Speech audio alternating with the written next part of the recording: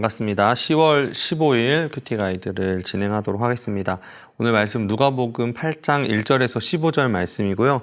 누가복음의 이 8장의 말씀은 우리가 사실 잘 아는 말씀입니다. 이제 이번에 우리가 함께 읽을 말씀은요, 씨 뿌리는 비유인데요.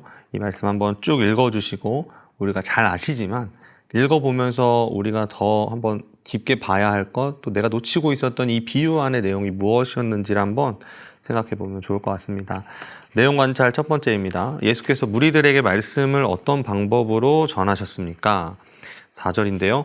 각 동네 사람들이 예수께로 나와 큰 무리를 이루니 예수께서 비유로 말씀하시되. 예수님은 비유를 통해서 말씀하셨죠. 우리가 잘 아는 씨 뿌리는 비유입니다. 예수님의 사역을 우리가 보면요, 예수님이 말씀하실 때 결코 예수님은 딱딱하게 이야기하지 않으셨던 것 같아요. 비유를 통해서 당시 사람들이 잘 알아들을 수 있는 그런 정보들을 가지고 쉽게 재미있게 가르치셨어요. 그런 걸 보면요, 저는 아직 한참 모자란 것 같습니다. 예수님처럼 이렇게 재밌고 쉽게 말씀을 가르쳐야 되는데 이 비유의 말씀으로 예수님이 항상 가르쳤다라는 걸 생각을 해보면요, 어떻게 말씀을 전해야 될지 고민은 되지만 또 열심히 여기서 배워야 되는 건 아닌가라는 생각도 하게 되는데요. 어떤 우리 주님은 비유로 말씀하셨습니다. 비유로. 두 번째인데요. 예수님의 비유 속에 등장하는 네 가지의 땅은 어떤 곳입니까? 5절에서 8절인데요. 우리가 잘 알듯이 첫 번째는 길가죠. 두 번째는 바위 위에 떨어졌다 그럽니다. 세 번째는 가시떨기고요. 네 번째는 좋은 땅입니다. 3번입니다. 예수께서 비유를 통해 사람들에게 말씀을 전하신 이유가 무엇입니까? 10절에 이렇게 나와 있습니다. 이르시되 하나님 나라의 비밀을 아는 것이 너희에게는 허락되었으나 다른 사람에게는 비유로 하나니 이는 그들로 보아도 보지 못하고 들어도 깨닫지 못하게 하려 함이라. 예수님께서 비유를 통해서 말씀하신 이유는요, 첫 번째로 이야기하는 거 허락되지 않았다라는 겁니다. 허락되지 않았다. 너희에게는 허락되었으나 그들에게는 허락되지 않았다. 근데 이렇게 허락되지는 않은 이유가요, 보긴 보아도 보지는 못하고요, 듣긴 들어도 깨닫지 못하는 겁니다. 이 말씀이 도대체 어떤 것인지 알지 못한다는 거죠. 연구 묵상입니다. 4번인데요. 하나님의 말씀이 보편적으로 모든 사람에게 전파되지만 말씀의 영향력이 다르게 나타나는 이유에 대해서 묵상해 봅시다. 방금 우리가 이 말한 3번 질문과 연결이 되는데요. 그렇죠. 사실 말씀을 전하지만 들리지 않는 경우도 있고요. 또 잘 들릴 때도 있습니다. 그리고 이 말씀을, 똑같은 말씀을 믿지 않는 사람에게 이야기한다면 전혀 이해할 수 없는 경우도 있죠. 먼저 이 말씀을 듣는 사람들이 누군지 한번 생각을 해봐야 되는데요. 4절에 이렇게 나와 있죠. 큰 무리를 이뤘다고 말합니다. 큰 무리. 이 무리는요, 그저 예수님을 피상적으로 그냥 생각하고 잘 가르치는 사람, 좀 인기 많은 사람이라고 생각하고요, 그저 흥미를 가지고 따르는 사람들입니다. 어떻게 보면 예수님의 이 생애에 대한 우리가 이 복음서의 내용들을 읽어보면요, 우리가 잘 알듯이 예수님은 이 무리가 아니라 제자들을 가르치셨습니다. 물론 무리도 가르치셨지만 무리에게는 비유로 말씀하시거나 더 자세한 얘기는 하지 않으셨어요. 그런데 예수님은 제자들에게 그 모든 이야기들, 예수님이 어떻게 하실지에 대한 이야기들, 물론 비밀로 한 부분들도 있었겠지만 그래도 나중이면 깨닫게 될 것이다 라고 하면서까지도 예수님은 다 가르쳐 주셨습니다. 이거 보면요, 단순히 흥미를 가지고 따르는 사람에게 예수님은 말씀하시지 않았던 것 같아요. 예수님은 자신의 모든 것을 바치고요, 헌신하고 순종할 수 있고 그런 제자들을 향해서 예수님은 더 깊이 있는 말씀을 가르치셨던 것 같습니다. 제자들을 향해서 깊이 있는 사역을 하셨죠. 어떻게 보면 이 내부자가 된 이 제자들, 물론 12제자를 우리가 생각하겠지만 예수님이 부활하시고 나서 승천하시기 전에 만났던 500여 명의 사람들도 생각을 해본다면 그들도 아마 같이 가지 않았을까.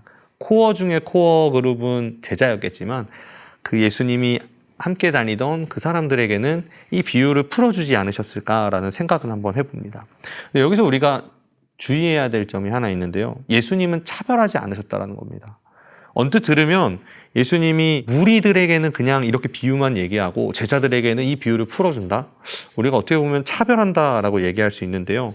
이 차별이 아니라는 사실을 우리가 두 구절을 통해서 알 수 있습니다. 8절에 보면요, 들을 귀 있는 자는 들을지어다 라고 말하고요, 10절에서는 보아도 보지 못하고 들어도 깨닫지 못한다 라고 말씀하시죠. 이 말이 뭐냐면요. 말씀이 삶에 전혀 영향을 주지 못한다는 겁니다. 말씀이요. 지금 이 씨가 땅에 떨어졌는데 그 씨가 열매를 맺지 못하죠. 그리고 이 씨는 11절에서 하나님의 말씀이라고 얘기했습니다. 그러니까 말씀이 그 삶에 전혀 영향을 주지 못한다는 거죠. 그러면 이거는 말씀이 능력이 없어서가 아니라 듣지 않고 보지 않은 그 사람에게 잘못이 있다는 겁니다. 이 성경에서 등장하고 있는 이 듣다라는 말을요, 우리가 계속 살펴보다 보면 이 듣다라는 것에는 단순히 어떤 소리가 내 귀로 들어와서 머릿속에서 입력되는 이 정도가 아니라 듣고 행하는 걸 이야기합니다. 듣고 행하는 걸 하나로 묶어서 이야기한다라는 것이죠. 그러면 우리가 말씀을 들었다라는 얘기는 그 말씀을 들은 대로 삶으로 살아낸다는 이야기입니다. 그럼 행동이 같이 나타나지 않는다면 그 말은 바로 내가 그 말씀을 제대로 듣지 않았다라는 말도 될 수가 있겠죠. 그러니까 복음을 들어도 복음대로 살지 않는다면 내가 예수님께 헌신된 사람인지 아니면 예수님을 나에게 헌신하기를 원하는 그냥 그 정도, 부적 같은 정도로 여기는지를 우리가 돌아볼 필요가 있습니다. 연결해서 우리 마지막 질문인데요. 삶의 적용입니다. 나의 마음에 말씀이 뿌리를 내리지 못하도록 막고 있는 것은 무엇입니까? 하나님께서 허락하시는 천국의 기쁨을 소유하기 위해 버려야 하는 부패한 마음은 무엇인지 생각해 봅시다. 우리가 잘 알듯이 이 비유에서 나오는 이 네 가지 상태가요. 길가에 떨어졌다라는 건요. 마귀가 가서 그들이 믿어 구원을 얻지 못하게 하기 위해서 뺏어갔다 그랬고요. 바위에 떨어졌다는 건 기쁨으로 잠깐 받았다가 시련을 당하면 이 말씀을 잃어버렸다라고 이야기하는 거고요. 가시떨기는 말씀은 들었지만 이생의 염려와 재물과 향락의 기운이 막혀서 온전히 결실을 맺지 못한다고 했습니다. 여러분들은 어떠세요? 예수를 믿으면서 말씀은 분명히 우리에게 주어졌거든요. 우리가 잘 알다시피 이 말씀은 바로 예수 그리스도입니다. 이 요한복음 1장에서 그렇게 말씀했던 것처럼 태초에 말씀이 계시니라 이 말씀이 하나님과 함께 계셨으니 이 말씀이 곧 하나님이시라 그랬죠. 하나님으로 그리고 이 땅의 인간으로 완전한 하나님과 인간으로 이 땅에 오신 예수님이 바로 말씀이라 그랬습니다. 그 말씀을 받아듣는 사람들이요. 예수님을 받아들일 때 마치 길가같이 그리고 바위 위에 같이 가시떨기 같이 좋은 밭 같이 예수님의 그 말씀을 받아들인다는 겁니다. 그러면 우리가 이 말씀을 통해서 이 누가복음 8장에 나오는 이 씨 뿌리는 비유를 통해서 우리가 생각해야 될 거는 씨를 뿌렸다라는 거에 초점을 맞추는 게 아니라 씨인 말씀에 초점을 맞춰야 된다는 겁니다. 그리고 그 말씀이 바로 예수 그리스도라고 말씀드렸죠. 우리의 삶이 어떻게 보면 자기 실현, 자아 실현, 내가 잘 되는 것 사실 자랑하고 싶고 예수 믿으니까 이만큼 왔다. 여기에 초점을 맞추는 경우가 우리가 굉장히 많은 것 같아요. 그래서 생각을 해보면요, 많은 재물을 주시는 것도요, 성경은 축복이라고 얘기하죠. 그런데 한편으로는 그것도 저주라고 얘기합니다. 이 많은 재물을 가지면 가질수록 정말 평안한 삶이 이어지시나요? 다툼이 더 많고요. 조사 연구 결과도 봐도요, 재물이 많다고 해서 다투지 않는 건 아니더라고요. 그리고 알듯이 우리가 잘 보듯이요, 많은 부부들의 절반 이상은 아마 이 재물 때문에 다투기도 할 겁니다. 예수님이 오늘 이 8절에서도 이렇게 말씀하셨는데요. 들을 귀 있는 자는 들을지어다. 그리고 10절에서도요. 보아도 보지 못하고 들어도 깨닫지 못하게 하려 함이라. 근데 사실 이 말씀은 이사야 6장 9절에서 이사야가 회개하지 않는 이스라엘 백성들에게 너희는 하나님의 심판을 받을 것이다 라고 외치면서 했던 말이 바로 오늘 예수님이 이야기하신 말씀이었습니다. 보아도 보지 못하고 들어도 깨닫지 못한다. 그 말은요, 바로 하나님의 심판이 우리에게 임하고 있는데요. 우리가 이런 것들, 세상의 것들에 있어서 세상의 이 이생의 염려와 재물과 향락과 또 나에게 오는 시련, 이런 것들로 인해서 우리가 하나님의 심판이 곧 다가온다라는 사실을 잊어버리게 된다라는 겁니다. 회개하지 않으면 심판이 주어진다라고 외쳤던 이 이사야의 말처럼 오늘 예수님도 같은 말씀을 하고 계시는 거죠. 말씀은 이미 우리에게 주어졌습니다. 예수 그리스도는 이 땅에 오셨고요. 믿지 않으면 지옥에 갈 것이다. 나를 믿는 자는 하나님의 나라를 유업으로 받을 것이다. 분명히 외치셨는데요. 회개하지 않으면 심판이 주어진다라는 이 말씀 앞에 하나님 나라를 거부하는 너희들이 이 말씀을 받아들이지 않는다면 너희가 다 이렇게 될 것이다. 좋은 땅이 아니다 라고 말씀을 하시는 거죠.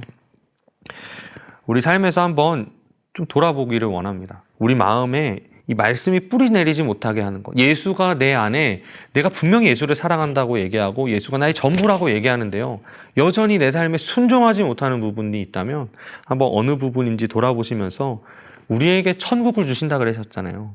그냥 나에게 뭐 1억, 2억이 아니라 천국을 주시는 겁니다. 하나님의 그 영광스러운 나라를 나에게 주신다는 겁니다. 그러면 그것을 받는 내가 지금 이 땅에서 살아가는 우리가 그 나라를 염원하면서 살아가는데요. 어떻게 살아가야 하는지 우리 삶을 한번 돌아보시면서 내가 순종해야 될 부분은 무엇일까? 나는 이 4가지 밭의 상태 속에서 나는 어디에 있고 내가 내려내야 될 것은 무엇인지 한번 오늘 하루 돌아보시면서 이 말씀을 생각하시면서 또 예수의 은혜를 기억하면서 내 안에 말씀이 뿌리 내릴 수 있도록, 예수가 내 안에 거하실 수 있도록 내 삶에서 고쳐나가야 될 것이 무엇인지 돌아보면서 오늘 하루를 살아갈 수 있기를 간절히 원합니다.